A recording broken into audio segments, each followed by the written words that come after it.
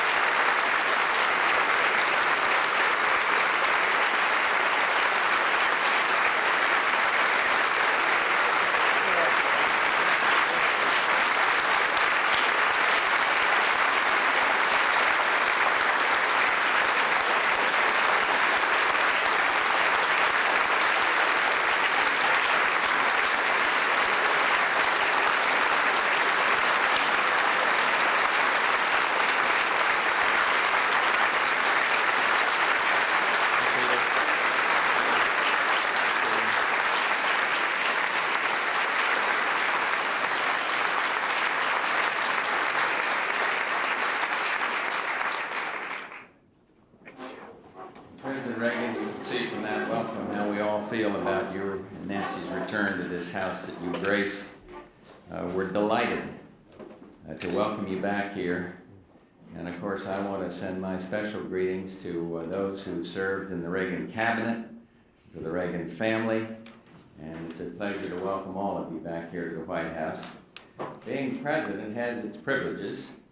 And this morning, I have the privilege to present America's highest civilian award, the Presidential Medal of Freedom with Distinction, to my predecessor, the 40th President of the United States.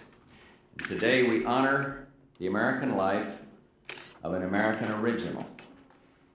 We all remember the movie in which he once said, "Win one for the Gipper." Well, as president, Ronald Reagan helped win one for freedom, both at home and abroad. And I consider him my friend and mentor, and so he is. And he's also a true American hero. Just think of the whistle stops that ring unsummoned, like a postcard from the past. Dixon, Tampico, Eureka College, WHO Radio, Des Moines. Always Ronald Reagan embodied the heart of the American people. Once he described it as hopeful, big-hearted, idealistic, daring, decent, and fair. Ronald Reagan didn't just make the world believe in America, he made Americans believe in themselves. And I remember Inauguration Day in 1981 and how the clouds, maybe you remember it, a gloomy morning gave way as he began his speech. He turned that winter of discontent into a springtime of possibility. And President Reagan believed in the American people. So he helped the private sector create 19 million new jobs. He knew that government was too big and spent too much. And so he lowered taxes and spending, cut red tape, and began a peacetime boom, the longest in American history. Some men reflect their times. Ronald Reagan changed his times. And nowhere was that more true than abroad, where he championed the Holy Grail of liberty. Mr. President, you helped make ours not only a safer, but far better world in which to live. And you yourself said it back best. In fact, you saw it coming. We recall your stirring words to the British Parliament. Here were the words: "The march of freedom and democracy will leave Marxist-Leninism on the ash heap of history." Few people believed more in liberty's inevitable triumph than Ronald Reagan. None was more a prophet in his time. Ronald Reagan rebuilt our military. Not only that, he restored its morale. And when I became president, President Reagan passed on to me the most dedicated and best equipped fighting force that the world has ever seen.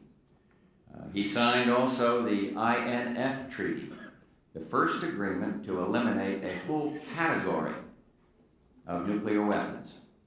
And it was a treaty that laid the foundation then for START 1 and the historic START 2 agreement that President Yeltsin and I signed 2 weeks ago. Ronald Reagan sought a world where nations could talk, not die, over differences, in a world of prosperity, peaceful competition, and freedom without war. And he helped achieve it, helped end the Cold War. When Ronald Reagan's favorite president died in 1945, the New York Times wrote, "Men will thank God on their knees 100 years from now that Franklin D. Roosevelt was in the White House." Well, Mr. President, it will not take 100 years. Millions thank God today that you were in the White House.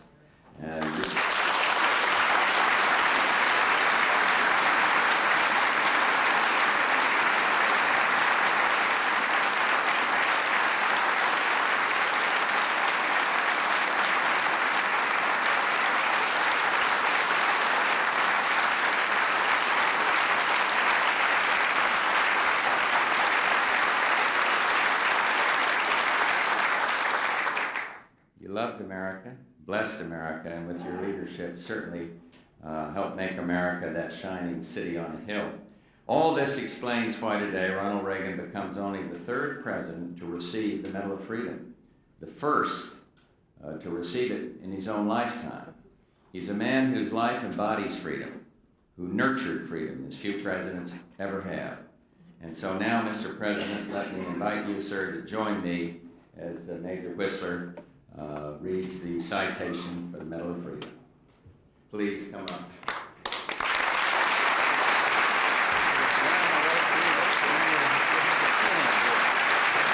put this on after he reads the citation.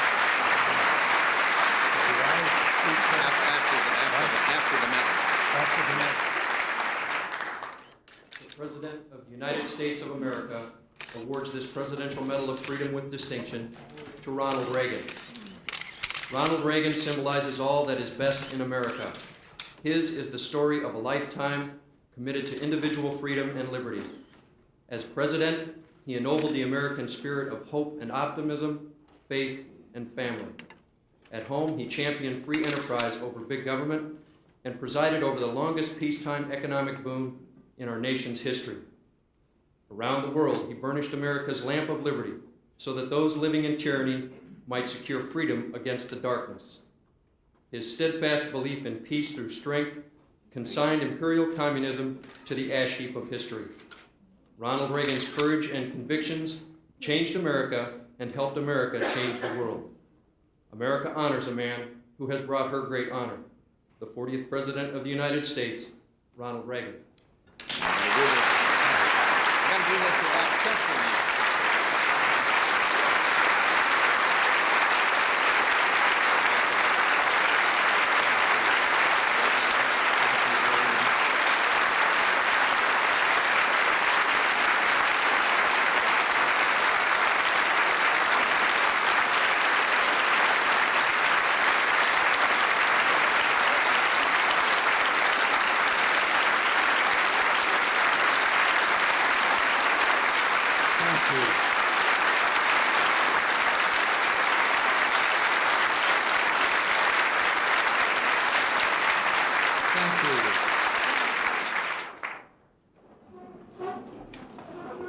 Mr. President, Barbara, thank you so much for your kindness in recognizing me in this way. From time to time, I have been called the great communicator. But I'll tell you, it's no easy thing to communicate what I feel right now. Receiving the Presidential Medal of Freedom is a great honor at any time. But it's especially meaningful for me to receive it from a friend and in the presence of people who have meant so much to Nancy and me over the years. Each occupant of the office of president leaves his personal stamp upon both the institution and the nation that he is sworn to serve. Over the years, Americans have witnessed an incredible example of service to our nation. George I join your countrymen in conveying our deepest thanks for all you have done for America.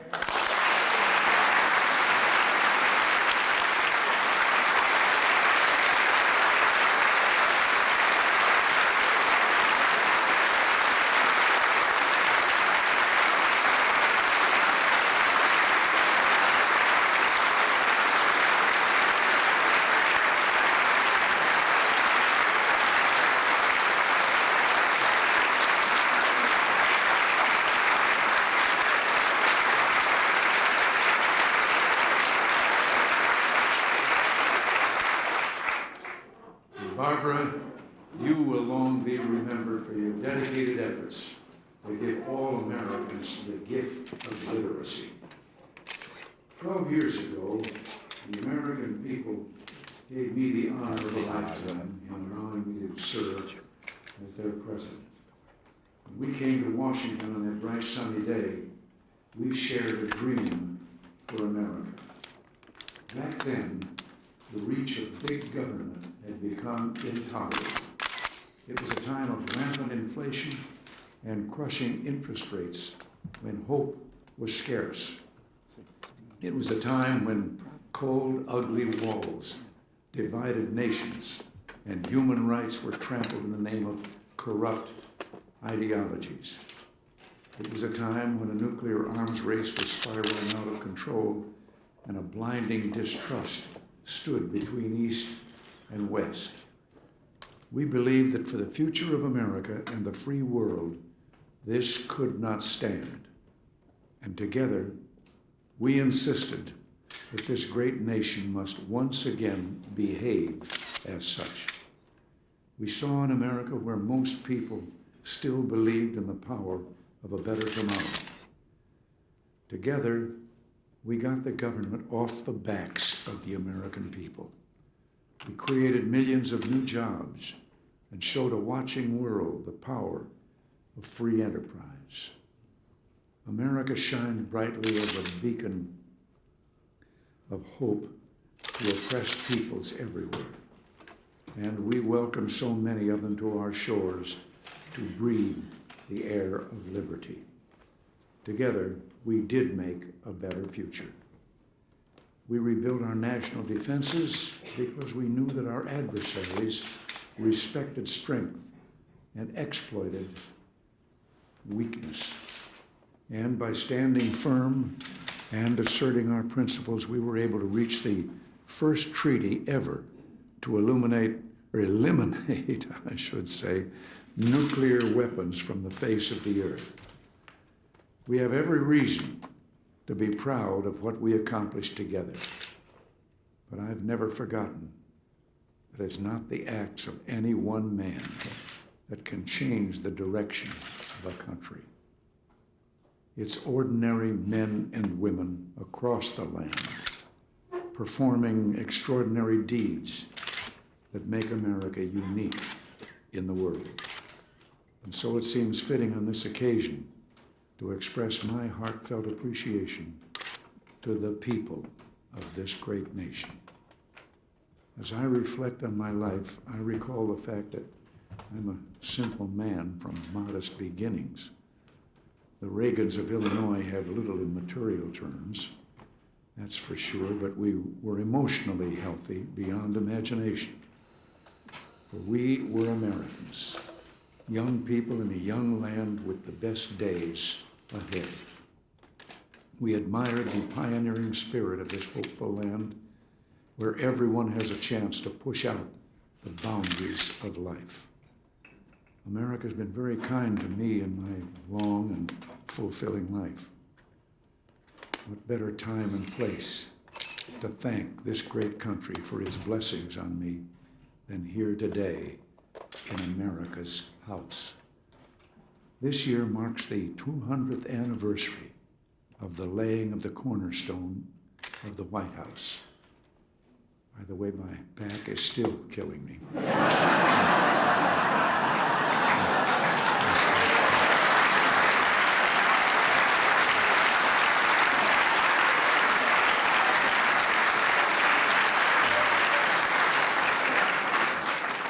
But Seriously, though, I cannot begin to tell you the emotions that flood back to Nancy and me as we return to the White House today. It will always be America's house, but for 8 years it was home to us. Many of you were sworn into office in this very room 12 years ago, and it was here that two cold warriors came together, not in hostility but in friendship, to sign the INF Treaty. I can assure you that Nancy and I have been reviving many memories today. In fact, 4 years ago in this room, Nancy, with tears in her eyes, and I with a lump in my throat, said goodbye to all of you. But although we may be a bit sentimental today, my point is a serious one. History comes and goes, but principles endure and inspire future generations to defend liberty, not as a gift from government, but a blessing from our Creator. Here the lamp of individual conscience burns bright. By that light, I know we will all be guided to that dreamed of day when no one wields a sword and no one drags a chain. Like a runner nearing the end of his course, I will hand off the baton to all those who share my hopes for the future and my reverence for this blessed country. Some may try and tell us that this is the end of an era, but what they overlook is that in America, every day is a new beginning, and every sunset is merely the latest milestone for a voyage that never ends. For this is the land that has never become, but is always in the act of becoming. Emerson was right. America is the land of tomorrow. Our work is not yet done. A great cause remains, because the task of the peacemaker is never complete. Although we've certainly fought our share of battles, my fondest hope is that our nation's days will continue to be great, not on the battlefield, but in the science labs and the operating rooms, performing arts halls, and wherever empires of the mind can be assembled. And that we will collectively make our contribution to the age-old battle for individual freedom, and with the belief that America's best days are yet to come. Thank you very much, Mr. President. May God bless each man and woman that may occupy this great house. And may God bless the United States of America.